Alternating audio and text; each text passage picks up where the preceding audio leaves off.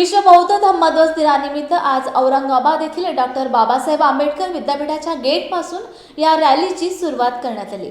100 फूट लांब धम्मध्वजाची भव्य गौरव रॅली ही विद्यापीठ परिसरातून धम्मभूमी बुद्ध विहार बुद्धलेणी येथे या रॅलीचा समारोप करण्यात आला।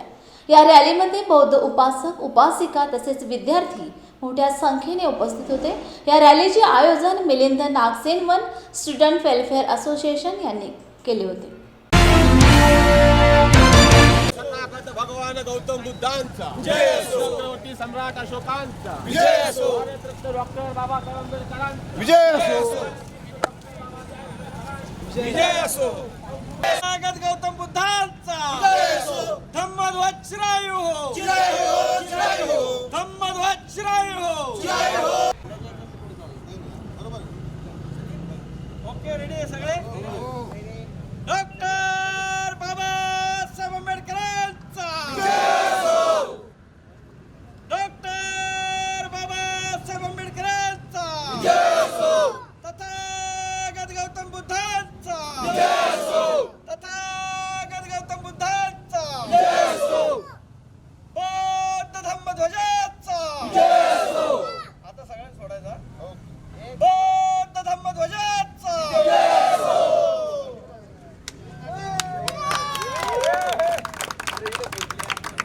1880 मध्ये जगभरातील बौद्ध देशांनी एकत्र येत बौद्ध धम्माच्या प्रचार प्रसारासाठी जगभरामध्ये एकच प्रतीक असावं या भावनेतून बौद्ध धम्म ध्वजाची निर्मिती केलेली आहे।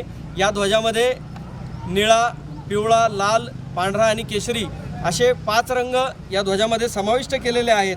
यामध्ये निळा रंग हा शांती व प्रेमाचे प्रतीक म्हणून ओळखला जातो। त्याच पद्धतीने पिवळा रंग हा तेज व उत्साहाचे प्रतीक, लाल रंग हा शौर्य व धैर्याचे प्रतीक, पांढरा शुद्ध व निर्मळतेचे प्रतीक आणि केशरी त्याग व दया करुणेचे प्रतीक म्हणून या धम्मध्वजामध्ये या रंगांचा समावेश केलेला आहे।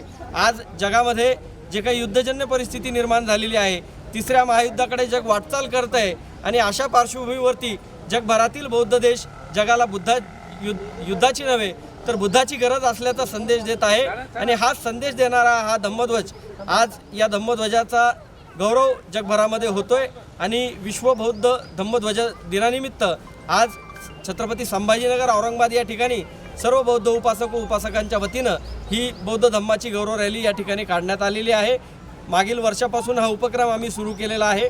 पुढच्या वर्षी छत्रपती संभाजीनगर औरंगाबाद शहरामध्ये मोठ्या प्रमाणात सुमारे 10,000 नागरिकांच्या उपस्थितीमध्ये या बौद्ध धम्मध्वज रॅलीची आम्ही आयोजन करणार आहोत। वंचित बहुजन युवक आघाडी यांच्या वतीने सोलापूर येथे संविधान बचाव अभियानांतर्गत जाहीर व्याख्यान आयोजित करण्यात आले होते। यावेळी वंचित बहुजन आघाडी राज्य प्रवक्ता इम्तियाज नदाब, प्राचार्य प्राध्यापक डी मस्के, प्राध्यापक सिद्धार्थ जाधव हे मार्गदर्शक होते, तर आयोजक मुस्लिम आघाडी अझरुद्दीन शेख, विनोद जाधव, फैज नदाब व असंख्य कार्यकर्ते उपस्थित होते। एका सुरक्षेच्या वातावरणामध्ये जो कन्वर्ट झाला त्याचं सगळ्यात मोठं जे कारण आहे ते संविधान आहे आणि असं संविधान जे मानवतावादाचं सर्वश्रेष्ठ उदाहरण आहे ते संविधान जर नाकारलं जाणार असेल, ते संविधान नाकारायची कोणी भाषा बोलत असेल तर हा एक प्रकारे मानवतावादाचा खून आहे आणि आंबेडकरवाद हे मानवतावादाचं प्रतीक आहे किंवा आंबेडकरवाद हा मानवतावादी विचारधारा आणि विचार आहे। तर बाबासाहेब आंबेडकरांच्या हातून बाबासाहेब आंबेडकर ह्या जगातल्या सर्वश्रेष्ठ अशा विद्वानामध्ये मोजले जातात। जेव्हापासून विद्वत्तेचं गणित जगामध्ये आलं त्याच्यामध्ये जे सगळ्यात जास्त बुद्धिजीवी लोकांचं नाव जी यादी काढली जाते त्या यादीमध्ये नंबर 1 ला नाव असणारं हे बाबासाहेब आंबेडकरांचं नाव आहे आणि अशा व्यक्तीच्या हातून लिहिलं गेलेलं हे संविधान हे सगळ्यात मानवतावादाच्या दृष्टीतून पवित्र आणि सगळ्यात योग्य असं संविधान आहे। याला नाकारायची कुठलीही गरज नाही। याच्या हातात देश सुरक्षित आहे आणि ते नाकारलं जाऊ नये म्हणून त्याच्या संरक्षणासाठी सभा होती। ते संविधानाबद्दल अनेक शंका कुशंका काही विरोधकाकडून व्यक्त केल्या जात आहेत। भारतीय संविधान हे अतिशय महत्त्वपूर्ण असं संविधान आहे। अर्नेस्ट बार्कर नावाचे एक राजकीय विचारवंत आहेत, त्यांनी political theory of social and political theory हा ग्रंथ लिहिला। तो ग्रंथ त्यांनी भारताच्या संविधानाला अर्पण केलेला आहे। म्हणजे जगातल्या अनेक विद्वानांनी आणि जगातल्या अनेक देशांनी भारतीय संविधानाबद्दल अतिशय आदर व्यक्त केलेला आहे. असं संविधान बदलण्याचा डाव काही शक्तीकडून केला जातोय. त्याचा निषेध तर आम्ही करतोयच, पण त्याचं संरक्षणासाठी ही भारतीय जनता सज्ज झालेली आपल्याला दिसून येते.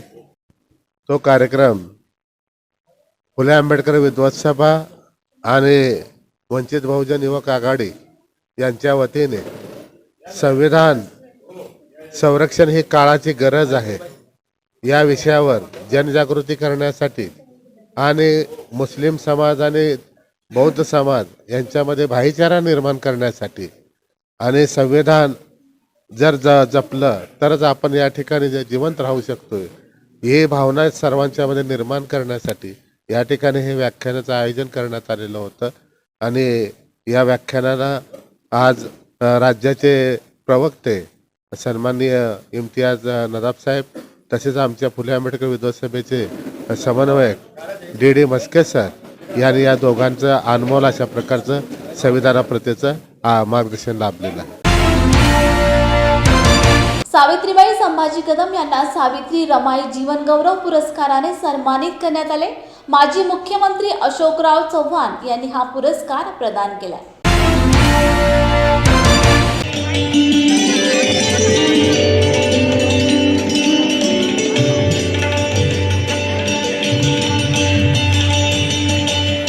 एका सुपुत्राची आहे. टाळ्यांचा गजर करावा. ज्यांनी दीपक कदम सारख्या सुपुत्राला जन्म दिला आणि ज्यांनी अनेक शेकडो हजारो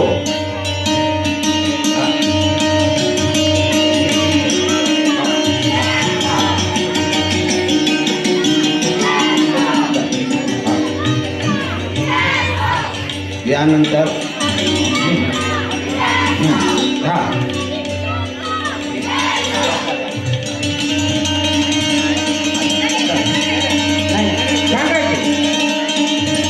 आंबेडकरवादी मिशनच्या वतीनं सावित्री संभाजी कदम यांचा सत्कार होत आहे.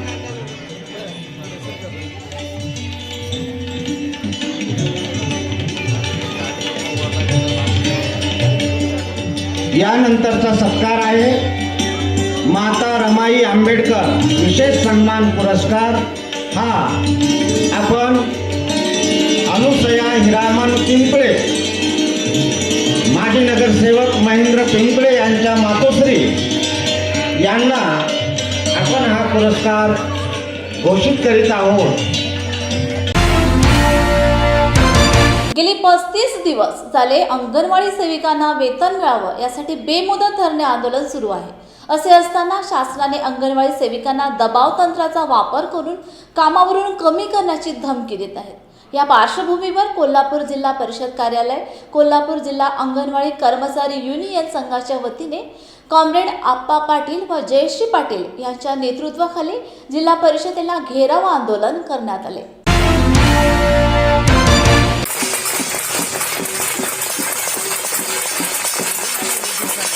हा जो संप सुरू आहे, बरेच आंदोलन झाले. जिल्हा लेवलला झाले, तालुका लेवलला झाले, नागपूरला झालं. आझाद मैदानावर 3 दिवस ठेया मारल्या. 50 ते 60 हजारांच्या आंदोलन सेविकांमध्ये दिसत होत्या. तरी सुद्धा या सरकारने काही कुठल्याच गोष्टीची दखल घेतली नाही आणि सरळ सरळ मुख्यमंत्र्यांनी सांगितलं की मी अंगणवाडी सेविकांचं मानधन वाढवू शकत नाही परवाच्या मीटिंगमध्ये. पण मला असं हे सरकार का करते मला कळत नाही. महिला बालकल्याणचे मंत्री माननीय तटकरे आहे, त्यांनी सुद्धा म्हणतात की मी एकटे काही निर्णय घेऊ शकत नाही. आता तुम्ही निर्णय घेऊ शकत नाही तर त्या जागेवर का बसलाय? महिला बालकल्याणचं तुम्हाला कशात म्हणजे कळत नाही तुम्हाला फायदा तोटा त्याचा, तर तुम्ही बसू नका. ती खुर्ची तुम्ही सोडावी असं आम्ही त्यांना हे करतो. आणि त्यांचा जाहीर निषेध आज आम्ही इथं करताय की अंगणवाडी सेविकांचं गेलं आज 35वा दिवस आहे, तुम्ही त्याच्यावर दुर्लक्ष करताय त्या मागण्यांच्याकडे. आज प्रत्येकता विधवा आणि गरीब बायका याच्यामध्ये भरती करून घेतलेलं आहे. महिन्याभराचं मानधन त्यांनी मिळालेलं नाही. आज त्यांच्या मुलांच्या उपासमारीची वेळ आली, त्यांच्या उपासमारीची वेळ आली. त्या प्रत्येकता म्हणजे नवऱ्याचा आधार नाही, मायाचा आधार नाही, कुणाचाच आधार नाही. आणि आज उपासमारीची वेळ ह्या पूर्ण या सरकार शासनामुळे ह्या सेविकेच्या आलेल्या आहेत. आणि ह्या न्याय मागण्या ज्या आहेत त्याच्याकडे शासनाने पूर्णपणे दुर्लक्ष केलेलं आहे. हायकोर्टाचा निर्णय आधी रावरून लावलेला आहे, फेटाळून लावलेला आहे सरकारने. मग आता घटनेला काय अर्थ राहिला आहे कशाला काय अर्थ नाही. त्याच्यामुळे येत्या लोकसभेची निवडणूक आहेत, त्या निवडणुकीमध्ये ह्या महाराष्ट्र सरकारला किंवा लोकसभेच्या मोदी सरकारला अंगणवाडीच्या सेविका त्यांच्या सगळ्या दाखवतील आणि कुटुंबासह मतदानावर बहिष्कार टाकतील. आणि आजचं जो आमचं आंदोलन आहे अंगणवाडी सेविकेच्या मला खूप तीव्र संताप आहे आणि त्या जर आम्ही चंडिकासाठी महिषासूर माध्यमासाठी कडक झाले आणि इथून पुढे खूप मोठ्या तीव्र स्वरूपाचं आंदोलन आम्ही रस्त्यावर करणार आहे. मुंबईचा रस्ता करू, हायवे अडवू, पण या शासनाला आम्हाला आमच्या मागणी करायला आपण भाग पडू एवढं सांगतो. हुआ बहू? माँ, पाइल्स की बहुत तकलीफ हो रही है। तो तुम गुदरोग सर्जन के पास क्यों नहीं गई? देखो, जैसे हार्ट के लिए हार्ट स्पेशलिस्ट, ब्रेन के लिए ब्रेन स्पेशलिस्ट, तो पाइल्स के लिए पाइल स्पेशलिस्ट क्यों नहीं? स्त्री हो या पुरुष, टॉयलेट में तकलीफ केवल पाइल्स ही नहीं और भी कई प्रकार के गुदरोग तथा कैंसर भी हो सकता है। इसीलिए इसकी प्रत्यक्ष जांच जरूरी है। ठीक है माँ, पर जांच के लिए हम जाएंगे कहाँ? वही काले आयुर्वेदिक पाइल्स हॉस्पिटल में। लेकिन माँ, प्रेगनेंसी में पाइल्स की दवाइयाँ?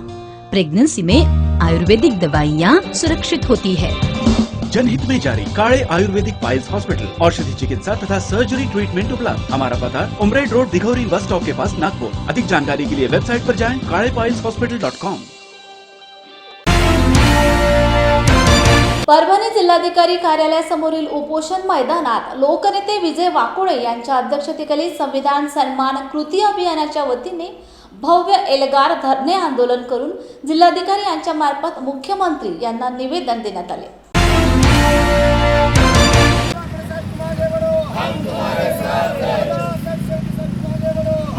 समता सैनिक दलाचा पहिला कमांडर खिल्लारे नावाचा मातंग होता। म्हणजे बाबासाहेबांना कधी जातीवाद केला नाही, बाबासाहेबांना कधी हे केला नाही। मातंग समाज सगळ्या समाजाला सोबत घेण्याचं काम बाबासाहेबांनी केलं आणि आज या देशात 340 कलम बाबासाहेबांनी पहिलं लिहिलं ते कोणासाठी? ओबीसी साठी केलं। बाबासाहेबांना दुसरं कलम 341 आदिवासीसाठी आणि 342 हे आपल्यासाठी। म्हणजे सगळ्या 90% हिंदूला बाबासाहेबांनी आरक्षण दिलेलं आहे बांधवांना। आणि हा अंतर्गत जातीवाद कशासाठी बांधवांना? आणि मातंग समाज, बौद्ध समाज, आणि आम्ही सगळे जर एकत्र राहिलो तर या मनुवादाला गाठता येईल। आज हा मनुवाद एवढा फोपायला बांधवलो, उद्या तुमच्या लेकराला नोकरी मिळणार नाही, उद्या तुमच्या लेकराला रोजगार मिळणार नाही। भारत पाहिजे आजच्यामध्ये प्रत्येकाला। अरे मातंग समाजाचा तो शूरवीर, त्याचं आजही नाव घेतो। बाबासाहेबांच्या नावासाठी ज्यानं बलिदान दिलं असा पोथीराम कांबळे, या पोथीराम कांबळेनं शहीद झाला, पण बाबासाहेबांच्या नावासाठी मागं हटला नाही। शेतकरी समाजाच्या वतीने जिल्हाधिकारी यांना निवेदन देण्यात आलेलं आहे। महाराष्ट्रामध्ये जो अनुसूचित जातीला तोडण्याचा षड्यंत्र या महाराष्ट्रामध्ये चालू आहे, त्या षड्यंत्राला संपवण्यासाठी आज आम्ही तमाम आंबेडकरवादी युवकांनी पुढाकार घेऊन एल्गार आंदोलन या परभणी जिल्ह्यामध्ये केलेलं आहे। बाबासाहेबांनी दिलेलं आम्हाला आरक्षण, SC समाजाला जे आरक्षण दिलेलं आहे ते आरक्षण 59 जातीला समान आरक्षण दिलेलं आहे। कोणालाही दुजाभाव न करता सगळ्याला समान अधिकार या आरक्षणामध्ये बाबासाहेब दिलेला असताना सुद्धा काही राजकारणी लोक दोन समाजामध्ये फूट पाडण्यासाठी हा डाव रचत आहेत आणि वेगळ्या आरक्षणाची मागणी या आंदोलनातून करत आहेत। आमचा या मागणीला तीव्र निषेध आहे। हे झाल्यामुळं दोन समाजात तेढ निर्माण होईल, जातीचे भांडणं लागतील, असं होऊ नये म्हणून आज आम्ही सर्वांनी जिल्हाधिकारी यांना निवेदन दिले। आज एल्गार आंदोलन परभणीत पार पडलं। खरं तर हे आंदोलन कुठल्याही समाजाच्या विरोधात नाही, तर जी मागणी संविधानाच्या विरोधात आहे आणि त्या असंविधानिक मागणीच्या विरोधामध्ये आज एल्गार आंदोलन आज परभणीमध्ये यशस्वी झालं। या आंदोलनामध्ये आबाकडा वर्गीकरण अनुसूचित जातीमध्ये जे होण्याचा घाट सरकारने घातला आहे, त्या मनवादी मानसिकतेच्या सरकारच्या विरोधामध्ये आबाकडा वर्गीकरणाची जी समिती गठीत केली सरकारनं, ते समिती रद्द करावी आणि बार्टीमध्ये जे 5% फूट पाडण्याचा प्रयत्न या शासनाच्या वतीने झाला, तर तेही रद्द करण्यात यावं या मागणीसाठी आज परभणीमध्ये तमाम आंबेडकरवादी जनतेच्या वतीनं एल्गार आंदोलन माननीय लोकनेते विजय वाकुळे साहेब आणि दादासाहेब शेळके यांच्या प्रमुख उपस्थितीमध्ये पार पडलं। या आंदोलनामध्ये प्रमुख मागणी हीच आहे की समिती बरखास्त करावी आणि 59 जातींची एकत्र राहावी।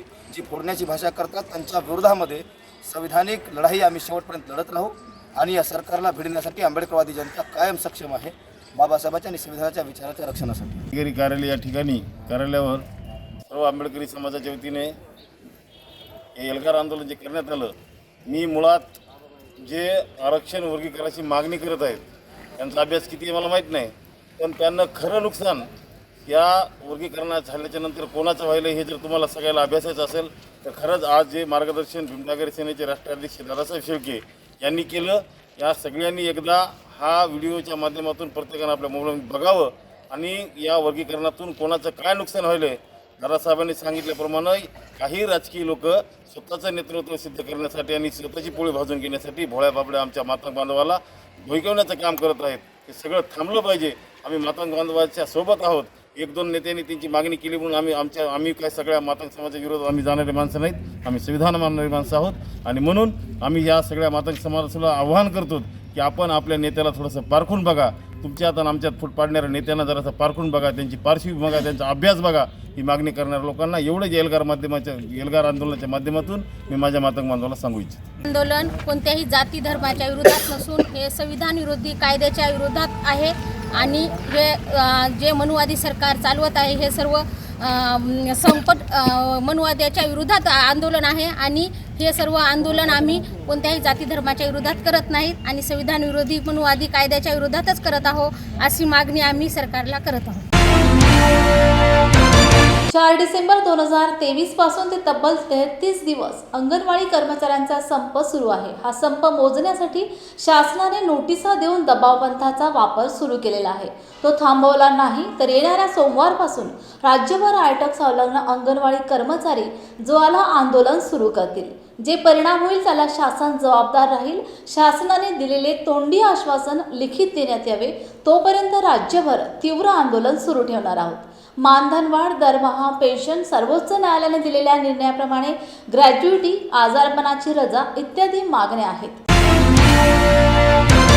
महाराष्ट्रामधल्या 33व्या दिवशी संपूर्ण महाराष्ट्रभर अंगणवाडी कर्मचाऱ्यांचा 2 लाख अंगणवाडीचा संप सुरू आहे.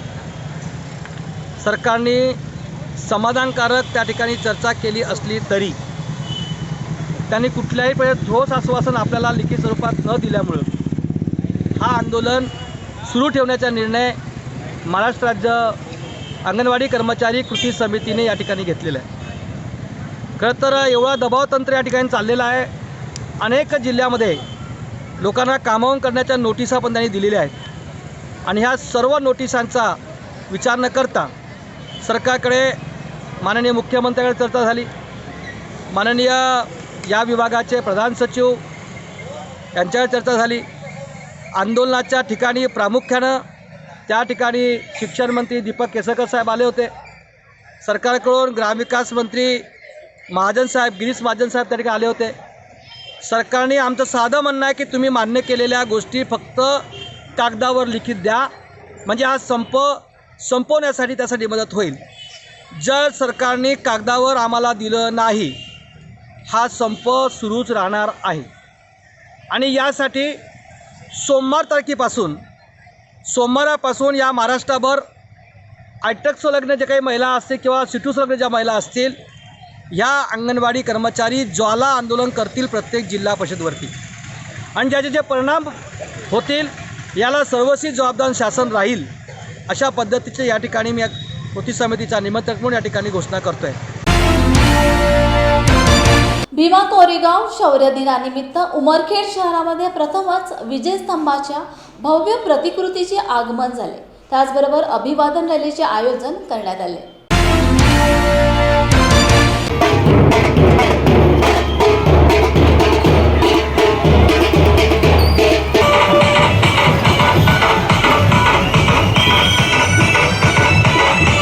आज 1 जानेवारी भीमा कोरेगाव शौर्य दिन आहे आणि आज जी पाचशे महाराजची जी लढाई झाली होती त्यामध्ये जे लढाई 28,000 सैनिकांना त्यांनी त्या दिवशी हरवलं, तो आज विजय दिवस आहे. डॉक्टर बाबासाहेब आंबेडकर जेव्हा लंडनला गेले होते आणि ते लंडनहून पुन्हा परत त्या शौर्यस्तंभाला अभिवादन केलं आणि त्या ठिकाणी डॉक्टर बाबासाहेब आंबेडकर असे म्हणले होते की माझी 500 महार जे लढवई महार आहे आणि तुम्ही आहे आणि त्या महार जातीमध्ये मी जन्मलो. त्यांनी जी ही लढाई जिंकली त्या लढाईचा आणि त्या माझ्या महार जातीचा मला सार्थ अभिमान आहे असं त्या ठिकाणी अभिवादन करताना डॉक्टर बाबासाहेब आंबेडकर यांनी म्हटलं. डॉक्टर बाबासाहेब आंबेडकर यांनी लंडनमध्ये पुस्तक वाचत असताना त्यांना भीमा कोरेगाव या भीमा कोरेगावचा त्या लढवय्या आपल्या 500 महाराजाचा संदर्भ भेटला आणि त्यानंतर डॉक्टर बाबासाहेब आंबेडकर भीमा कोरेगावला अभिवादन करताना त्या ठिकाणी अभिवादन केलं आणि त्या ठिकाणी म्हटले की माझे 500 महार जे आहेत त्यांनी जी लढाई केली त्याचा मला सार्थ अभिमान आहे आणि मी या जातीमध्ये जन्मलो त्या जातीचा सुद्धा मला सार्थ अभिमान आहे आणि त्या ज्या लढवय्या 500 महाराजांची लढाई लढली त्याबद्दल मी त्या स्तंभाला त्यांनी त्या ठिकाणी जाऊन अभिवादन केलं. पण हा इतिहास मराठा आदिवासी मुसलमानांना माहीत झाला की आमच्या बाबांचे सुद्धा नाव होते, आम्ही सुद्धा लढाई पेशव्यांच्या जुलमीवरतीच्या विरोधामध्ये लढलो. तर आज ही सगळ्या जातीची लोक एकत्र येऊन आजचा दिवस साजरा केला असता आणि महाराष्ट्रामध्ये 2018 ची दंगल झाली नसती, पण असं होऊ नये. अंबरनाथ शहरात ऑल इंडिया पॅन्थर सेना ठाणे जिल्हा आणि अंबरनाथ शहर यांच्या वतीने नगरपालिकेतील डॉक्टर बाबासाहेब आंबेडकर यांच्या पुतळ्याला पुष्पहार अर्पण करून मनुस्मृती दहन दिवस साजरा करण्यात आला. सर्वांनी संविधान जिंदाबादच्या घोषणा दिल्या. डॉक्टर बाबासाहेब आंबेडकरांचा संविधान जिंदाबाद जिंदाबाद जिंदाबाद संविधान जिंदाबाद जिंदाबाद जिंदाबाद. सर्वांना क्रांतिकारी जय भीम जय भीम. आज 25 डिसेंबर 2023 बरोबर 96 वर्षापूर्वी परमपूज्य डॉक्टर बाबासाहेब आंबेडकरांनी 25 डिसेंबर 1927 साली महाड इथे मनुस्मृती नावाचा जो ग्रंथ होता, ज्यांनी माणूस म्हणून जगण्याचा अधिकार हा इथल्या अस्पृश्य समजल्या जाणाऱ्या व्यक्तींना नाकारला होता, त्या मनुस्मृती नावाच्या विषारी ग्रंथाचं दहन परमपूज्य डॉक्टर बाबासाहेब आंबेडकरांनी केलं आहे. दरवर्षी मोठ्या प्रमाणामध्ये महाराष्ट्रात किंवा महाराष्ट्राच्या बाहेरसुद्धा मनुस्मृती दहनाचा कार्यक्रम सगळ्या ठिकाणी होत असतं. आज आम्ही ऑल इंडिया पॅन्थर सेना ठाणे जिल्ह्याच्या वतीने व अंबरनाथ शहराच्या वतीने डॉक्टर बाबासाहेब आंबेडकर यांच्या पुतळ्याला पुष्प अर्पण करून आम्ही मनुस्मृती दहनाचा एक कार्यक्रम हाती घेतला होता. आज आधुनिक भारतामध्ये बाबासाहेबांनी मनुस्मृती दहन 96 वर्षापूर्वीच केलेले आहे, पण आज आधुनिक भारतामध्ये EVM नावाची मनुस्मृती जी महाराष्ट्रामध्ये नाही पूर्ण देशभरामध्ये कार्यरत आहे. ऑल इंडिया पॅन्थर सेनेच्या माध्यमातून आम्ही आजपासून आमच्या आदरणीय राष्ट्रीय अध्यक्ष ऑल इंडिया पॅन्थर सेनेचे दीपकभाई केदार यांच्या आदेशाने आजपासून मनुस्मृतीचे जो आधुनिक भारताची मनुस्मृती आहे EVM याचा आम्ही निषेध करणार आहोत आणि आजपासून त्याची आम्ही सुरुवात करत आहोत. यानिमित्त आम्ही सर्व इथं जमलेलो आहोत. सर्वांना माझं हेच आव्हान आहे की EVM मशीन हटावा यासाठी सर्वांनी प्रयत्न करावे. एवढंच मी थांबतो. जय भीम. करणारे डॉक्टर बाबासाहेब आंबेडकर एक पुस्तक चालू शकतात, म्हणजे ते पुस्तक किती घातक आहे. त्याच्यामुळे आजच्या दिवसापासून ऑल इंडिया पॅन्थर सेना ठाणे जिल्हा आम्ही आजपासून एक सुरुवात करत आहोत की संपूर्ण याच्यामध्ये येणाऱ्या ज्या निवडणुका आहेत त्याच्यामध्ये बॅलेट पेपरवरती निवडणुका झाल्या पाहिजेत.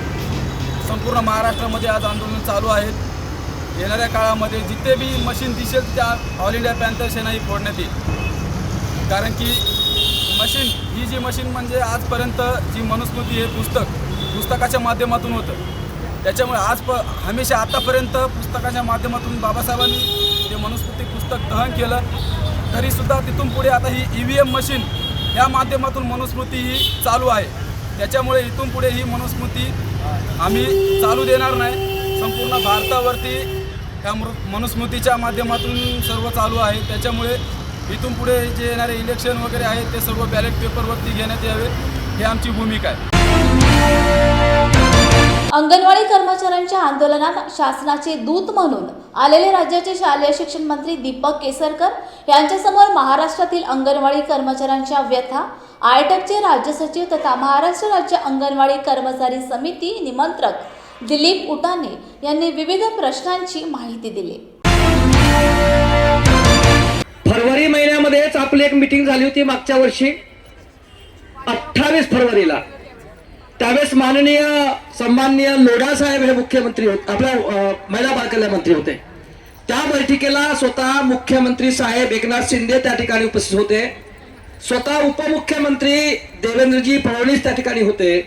आणि त्या ठिकाणी असं ठरलं होतं की साहेब त्या ठिकाणी फक्त आम्ही तुम्हाला आता 1,500 रुपये देतोय आणि तुम्हाला लगेच दुसऱ्या महिन्यामध्ये पेन्शनचा निर्णय पेन्शन तुमच्या पदरात पाडून देतो, अशा पद्धतीचं माननीय मुख्यमंत्री आणि उपमुख्यमंत्री या दोघांच्याही साक्षीनं सांगितलं गेलं.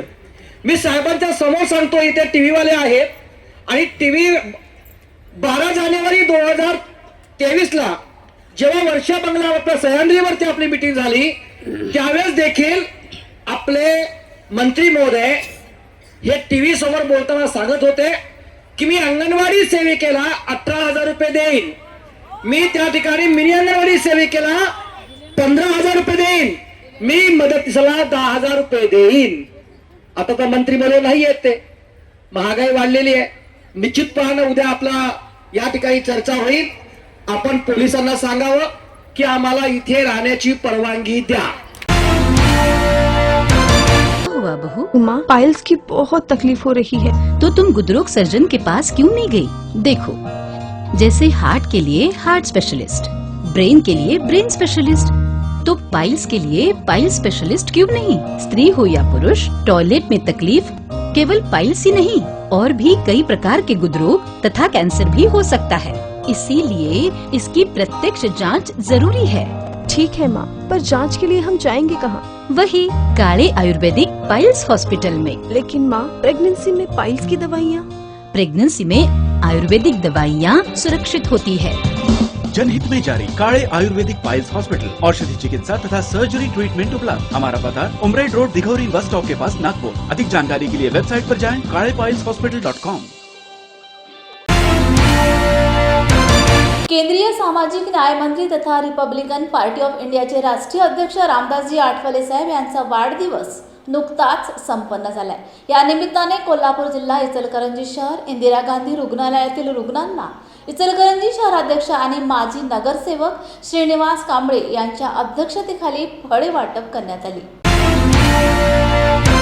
इचलकरंजी शहरकारणी शहराध्यक्ष श्रीनिवासजी कांबळे यांच्या उपस्थितीत, सर्व कार्यकर्त्यांच्या उपस्थितीत आज आयजम येथे रुग्णांना फळे वाटपाचा कार्यक्रम घेण्यात आला. या कार्यक्रमासाठी डॉक्टर विजापुरे साहेब, चांदोरकर साहेब तसेच बरेच मोठ्या संख्येने कार्यकर्ते उपस्थित होते आणि इतरही कार्यक्रम राबवण्यात आलेले आहेत. तसेच सालाबादप्रमाणे प्रत्येक वर्षीप्रमाणे यावर्षी साहेबांचा वाढदिवस मोठ्या उत्साहात साजरा करण्यात आलेला आहे. आमच्या रिपब्लिकन पार्टीचे राष्ट्रीय अध्यक्ष माननीय रामदासजी आठवले साहेब यांचा वाढदिवस आम्ही सर्व रुग्णांना फळे वाटून साजरा करत आहोत. हा आमचा आनंद उत्सव आहे, हा आमचा जयभीमचा उत्सव आहे. आज आम्ही आमच्या आठवले साहेबांना, हे आमचे आठवले साहेब जवळजवळ 55 वर्ष चळवळ करत आहेत. दलित पॅंथरच्या माध्यमातून रिपब्लिकन पार्टीचे अध्यक्ष, ज्यांनी रिपब्लिकनच्या पार्टीच्या माध्यमातून आंबेडकरी चळवळ जीवन ठेवण्याचा प्रयत्न केला, ते आमचे लोकनेते रामदासजी आठवले साहेब यांना दीर्घ आयुष्य लाभो, आरोग्य लाभो. मी माझ्या कुटुंबाच्या वतीनं व इचलकरंजी शहर RPIच्या वतीनं त्यांना दीर्घ आयुष्य लाभो, आरोग्य लाभो हीच बुद्धचरणी प्रार्थना करतो. आणि आम्ही आज रुग्णांना फळे वाटण्याचा कार्यक्रम करत आहोत. मी गेली जवळजवळ आठवले साहेबांच्या एक संघ 40 वर्ष आठवले साहेबांच्या बरोबर काम करत आहे आणि आमचे लोकनेते सर्वसामान्य कार्यकर्त्यांचा विचार व सर्व कार्यकर्त्यांना संघ घेऊन जाण्याचा, सर्व जाती धर्माच्या लोकांना घेऊन जाण्याचा प्रयत्न करत आहेत. आणि डॉक्टर बाबासाहेब आंबेडकर यांचा विचार सर्व देशामध्ये, फुले शाहू आंबेडकरांचा विचार सर्व देशामध्ये ते हे करत आहेत. आणि आठवले साहेब हे एकमेव असे नेते आहेत की दलित पॅंथरच्या माध्यमापासून ते आज अखेर हा बाबासाहेब आंबेडकरांचा जो रथ आहे तो या देशामध्ये नव्हे तर देशाच्या बाहेरसुद्धा हा नेण्याचा प्रयत्न करत आहेत.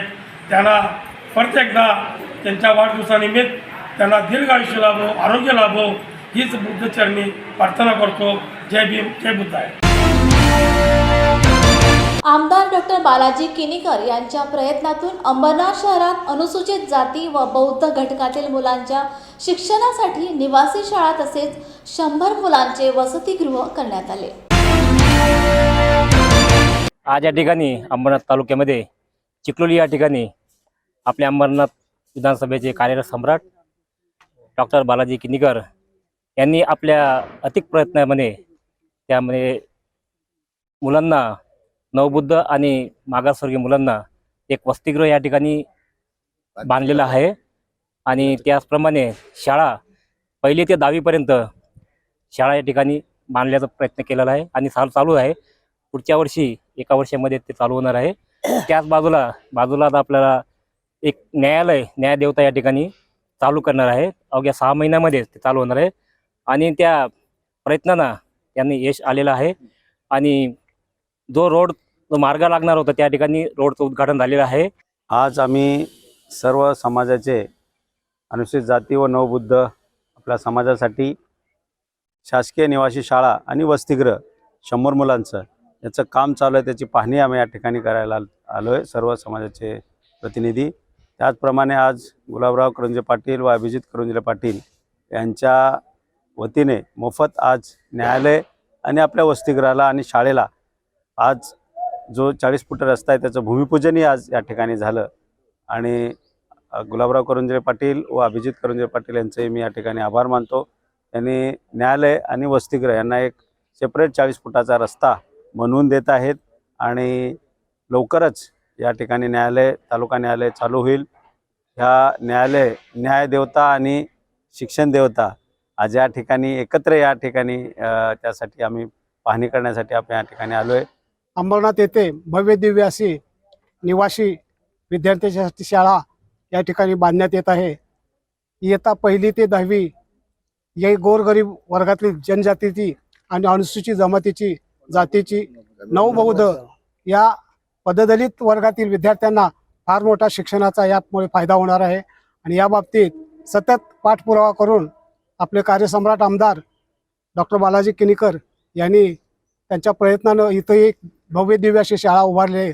या शाळेचा फायदा या पंचक्रोशीतील सर्व विद्यार्थ्यांना, मागासवर्गीय विद्यार्थ्यांना होणार आहे. आमदार साहेबांनी जे प्रयत्न केले आहेत मुलांसाठी, जी वसतिगृह आणि शाळा इथे उपस्थित केल्या त्याबद्दल मी साहेबांचं खूप खूप अभिनंदन करते आणि त्यांना पुढील वाटचालीस खूप खूप शुभेच्छा देते. आज या ठिकाणी अतिशय आनंदाची अशी एक घटना होत आहे. आपल्या अंबरनाथ मतदारसंघातील कार्यसम्राट आमदार आयुष्यमान बालाजी किनीकर साहेब यांच्या अथक प्रयत्नाने अंबरनाथ तालुक्याच्या या अंबरनाथमध्येच एका बाजूला न्यायदेवतेचं मंदिर आहे आणि दुसऱ्या बाजूला गोरगरीब दलित बुद्धिस्ट या मुलामुलींसाठी शैक्षणिक सवलत देऊन आणि त्यांना इथे प्राधान्य दिले जाईल. वसतिगृहाची सोय केलेली आहे, मुलामुलींच्या सुद्धा वसतिगृहाची सोय केलेली आहे. आणि संपूर्ण अंबरनाथचे भारतीय बुद्ध महासभा, इतर संघटना आम्ही त्यांच्या सोबत आहोत. आणि आमदारांनी हेच कार्य असंच पुढे करावं आणि हे कार्य संपूर्ण मार्गी लावावं अशी आमची सगळ्यांची इच्छा आहे. जय भीम. डॉक्टर बाबासाहेब आंबेडकर साहित्य परिषद व सिल्लोड शिक्षण संस्था यांच्या संयुक्त विद्यमाने आयोजित 2रे फुले शाहू आंबेडकरी साहित्य संमेलन संपन्न झाले. या साहित्य संमेलनाची सुरुवात टीव्ही सेंटर चौकातून दादासाहेब मस्के यांच्या हस्ते संविधान रॅलीचे आयोजन करण्यात आले होते.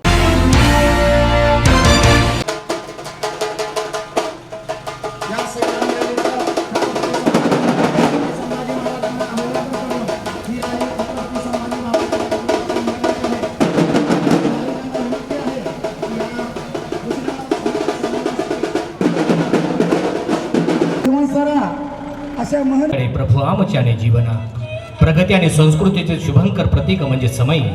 अंतकरणातला मळभ दूर होऊनही सद्विचारांची नवकिरण मनामनात प्रज्वलित व्हावी ही निर्मळ भावना या दीप प्रज्वला मागील आहे.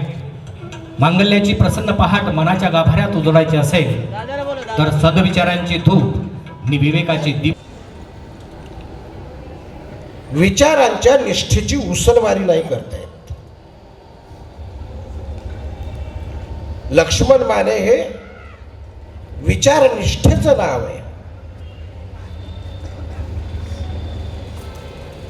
म्हणून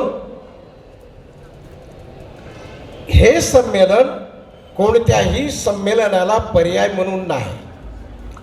आमच्या अस्तित्वाची धमनी आम्ही चाचपून घ्यावी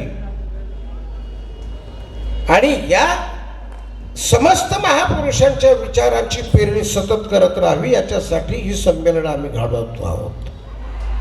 आम्हाला याची जाणीव आहे की एका विशिष्ट काळामध्ये ही संमेलन होत आहे. देश आज भयकंपित आहे, अख्खा देश. मी आमच्या काही संघाच्या मित्रांशी बोललो, कसं वाटतं तुम्हाला वातावरण? साहित्य संमेलन याच ठिकाणी घ्यायचं, कारण की संस्थेचे अध्यक्ष दादासाहेब मस्के यांनी जो वटवृक्ष लावला, जी संस्था शून्यातून निर्माण झाली, वाढवली, त्या संस्थेमध्ये आदरणीय माने साहेब, भमू शिंदे साहेब, वासुदेव मुलाटे साहेब आणि अन्य जे मान्यवर आहेत त्यांनी यावं, या ठिकाणी त्यांचे पाय लागावेत. त्यांच्या शैक्षणिक कार्याचा, साहित्यिक कार्याचा इथल्या विद्यार्थ्यांना, या परिसरातील नागरिकांना माहिती व्हावी, या उद्देशाने या साहित्य संमेलनाला ही जागा कांबळे सरांनी नियुक्त केली, सिलेक्ट केली. आमच्या सिल्लोड शिक्षण संस्थेच्या अनुषंगाने फक्त 2-3 मिनटं मी आपल्याला सांगतो. सिल्लोड शिक्षण संस्थेचे अध्यक्ष मान्य दादासाहेब हे विद्यापीठामध्ये कर्मचारी म्हणून जॉईन झालेत, सुप्रिटेंडेंट म्हणून रिटायर झालेत आणि त्या कालावधीमध्ये त्यांनी शिक्षण संस्थेची उभारणी केली. या शिक्षण संस्थेचा वटवृक्ष त्यांनी केला. पण याच्या मागची जी संस्कारांच्यामुळं एकटेपणाची कधी कधी भीती वाटते, तशी सोबतीचीही कधी कधी भीती वाटते. आता झाडाची वेदना पहा. सावलीत बसलेली निजलेली अनोळखी बनले. आनंदानं झाडाच्या सावलीत, हे झाडाचं दुःख आहे. सावलीत बसलेले निजलेले अनोळखी बनले, परोपकाराचीही कधी कधी भीती वाटते. परोपकाराचीही कधी कधी भीती वाटते. कसा खेळ खंडोबा चांग भले म्हणता म्हणता. आपण खंडोबाच्या तिथं चांग भलं म्हणतो. कसा खेळ खंडोबा चांग भले म्हणता म्हणता, तळी उचलण्याचीही कधी कधी भीती वाटते. आता कोणाची तळी उचलायची, कोणाची उचलायची नाही. राजकारणात फार तळ्या उचलाव्या लागतात, पण तळी उचलण्याचीही कधी कधी भीती वाटते. आणि शेवटी या ओळीनं मी माझ्या मनोगताचा समारोप करतो.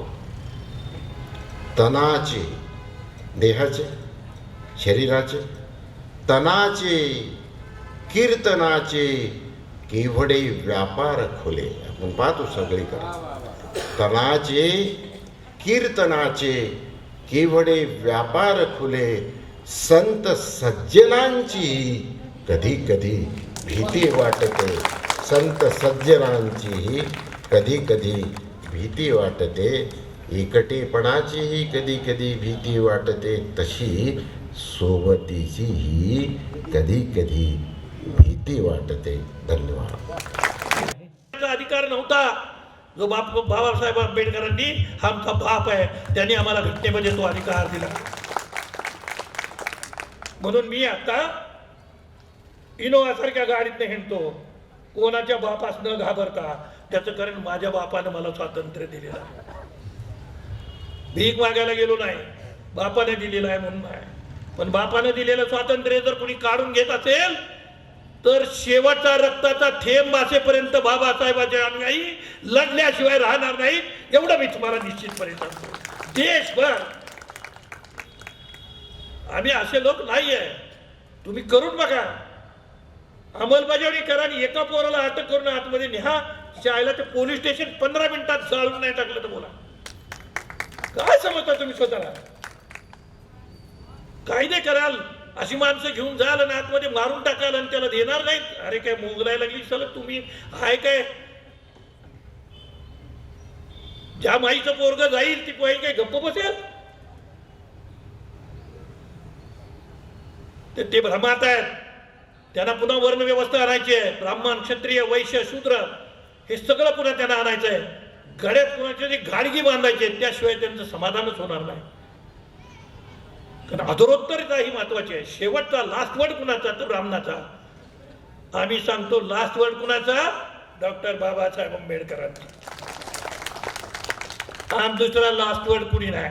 आमचा नेता हयात नाही, आमचा नेता अस्तित्वात नाही, पण आमच्या सगळ्यांचा नेता एकच आहे, ज्याचं नाव डॉक्टर बाबासाहेब आंबेडकर. तो हयात नसलेला नेता आहे, पण त्याच्या आदेशावरती ही सगळी फौज चालते. त्याच्या आदेशानुसारच आम्ही पुढे जाणार आहोत. आणि मी पुन्हा एकदा निक्षून सांगतो की कुठल्याही परिस्थितीमध्ये 2024ला मोदी येता कामाचा आहे. तो जर आला तर क्रांती करावी लागेल आणि तिची तयारी आत्तापासून करावी लागेल. गप्प बसलो, घाळ बसलो, गाफील राहिलो तर काळ वाईट आहे, आपल्या बाजूचा नाही. आपलीच माणसं आपल्याला मारायला येतील, त्याची व्यवस्था करण्यात ते गुंतलेले आहेत. किती भांडगोळं आपली इकडून आणि तिकडून गेलीत सांगा मला. कोण मोर्चा दारान जातो, कोण मागच्या दारान जातो, आहे ना. त्याच्यामुळे पॉलिटिकल लिडरशिप नाही आता या समाजाला. मला अतिशय खेद वाटतो की बाबासाहेबांच्या समाजाला सर्वांना एकत्र एका हक्केमध्ये आणेल असा आज नेता उरला नाही, म्हणून त्यांची चंगळ चाललेली आहे. पण मी त्यांना सांगतो की आमचा प्रत्येक भीमसैनिक डॉक्टर बाबासाहेब आंबेडकर बनेल आणि तुमच्या छाताडावर बसल्याशिवाय राहणार नाही. हे तुम्ही लक्षातच ठेवा. आम्हाला नेता नाही याचा अर्थ काय? आमचा नेता हयात नाही आहे, पण त्याचा आदेश, त्याचे ग्रंथ, त्याचा प्रत्येक शब्द आमच्या सगळ्यांच्यासाठी जीवन मरणाचा अखेरच्या परवलीचा शब्द असतो. त्याला बाबासाहेब अडचणीत मी आलो, मी बाबासाहेब काढतो वाचायला लागतो आणि माझ्या प्रश्नाची उत्तरं मला बाबासाहेबांच्या ग्रंथात मिळतात. तर बाबासाहेब डोक्यावरती घेऊ नका, डोक्यात घ्या. बाबासाहेब वाचा, समजावून घ्या. महात्मा फुल्यांना वाचा, समजावून घ्या.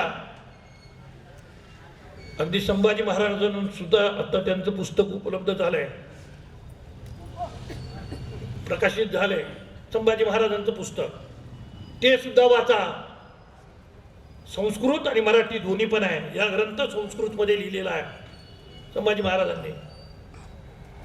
आपल्याला माहिती नव्हतं संभाजी महाराजांनी त्या ग्रंथात काय काय लिहिलेलं आहे ते तुम्ही वाचा. म्हणजे तुम्हाला मी आता सांगितलं ना की आपण सारे बौद्ध आहोत, याचा पुरावा संभाजी महाराजांच्या ग्रंथामध्ये मिळतो, पण आपण वाचत नाही. म्हणून मी मला सुरुवातच केली भाषणाची की मला लिहावंसंच वाटत नाही, मी लिहितच नाही. काय करायचं लिहून? की पोरं कोणी विचाराही येत नाही, कोण काही करत नाही. वाचू दे नाही तर नाही वाचू दे, सांगितलेलं तर समजतंय की नाही, मग त्याप्रमाणे तर करू ना काहीतरी.